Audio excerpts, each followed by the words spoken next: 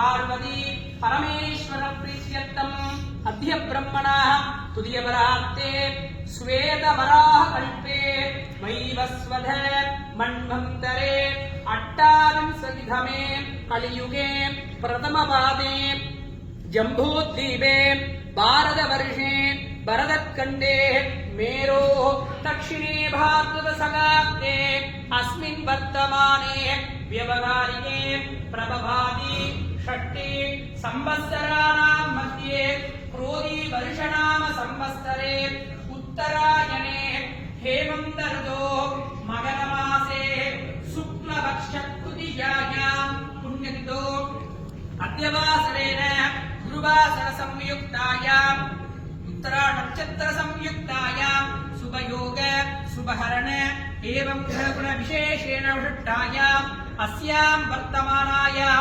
यजमानस्य मोक्ष साम्राज्येन भटत्यर्थं शिवगोद्भवस्य पितॄणां तगप्पनारुடைய பேர் சொல்லுங்க ராஜரத்னம் நாம்யாः यजमानस्य पितामहन् அவருடைய தகப்பனாருடைய பேர் சொல்லுங்க சபாபதி பிள்ளை நாம்யாः यजमानस्य प्रपितामहन् அவருடைய தகப்பனாருடைய பேர் சொல்லுங்க பரமலிங்கம் நாம்யாः यजमानस्य पितॄणां திரும்ப தகப்பனாருடைய பேர் சொல்லுங்க राजरत्नम नाम्याः मोक्ष साम्राज्येन वडत्तम श्री वडिवाम्बिका देवी समेत श्री महामुन्ननाथ परमेश्वराय नमः यजमानस्य मोक्ष साम्राज्येन वडत्तम पूर्वांग क्रियाकालेन आत्मसान्ति क्रियाकालेन सूर्णोत्सव क्रियाकालेन यजमानस्य कर्म करिष्येः दर्भम् उत्तरधोनिरस्य अपोवत्रस्य கையளவை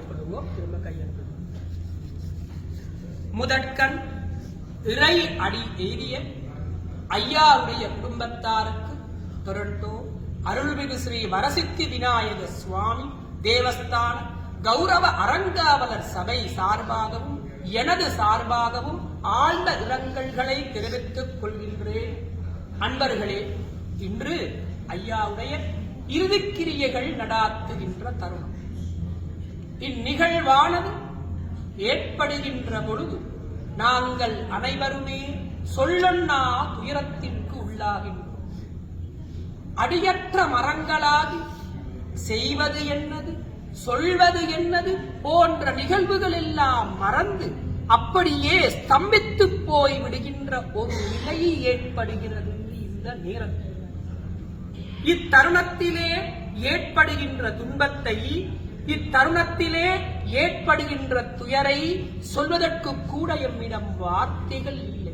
நாங்கள் அப்படியே உறைந்து போய் விடுகிறோம் அன்பர்களே இந்த நேரத்தில். இருப்பினும் இந்த நிகழ்வு என்பது நிச்சயிக்கப்பட்ட ஒரு நிகழ்வாகும்.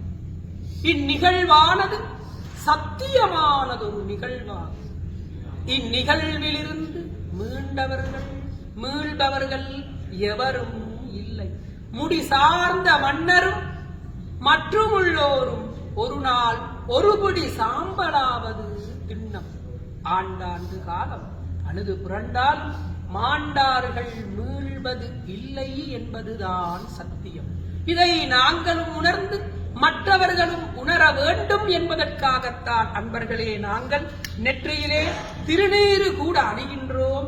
என்றோ ஒரு நாள் இந்த பொய்யான காயம், இந்த பொய்யான உடம்பு, இந்த பொய்யான மெய் ஒருபடி சாம்பலாகி அக்கினிக்கோ மண்ணுக்கோ தானமாகத்தான் போகும் என்பதை என்றுமே மறவாதிருக்கத்தான் அன்பர்களே நாங்கள் நெற்றியிலே திருநீறு கூட அணிகின்றோம். அன்பர்களே, நாங்கள் இங்கு அமர்ந்து உங்களுடைய மனச்சாந்திக்காக 1000 சமாதானங்கள் 1000 வியாக்கியானங்கள் பேசினாலும் ஒருவருடைய பிரிவின் போது ஏற்படுகின்ற துன்பமானது மாறாத வடுவை போன்று. இருப்பினும் அன்பர்களே, என்னதான் செய்வது? இந்த இயற்கையை, இறைவனை மீறி எங்களால் எதுவுமே செய்ய இயலாது. இயற்கையை, ஆண்டவனை மீறி எங்களால் எதுவுமே செய்ய இயலாது. அனைவருமே என்றோ ஒரு நாள் இந்நிகழ்வுக்கு முகம் கொடுக்கத்தான் வேண்டும். இருப்பினும் அன்பர்களே, எங்களால் செய்ய இயன்ற காரியங்களும் உண்டு. என்னவென்று பார்த்தோமே ஆனால் அதுதான் ஐயாவுக்கு செய்ய வேண்டிய கிரியைகளை சரியாக செய்யும்.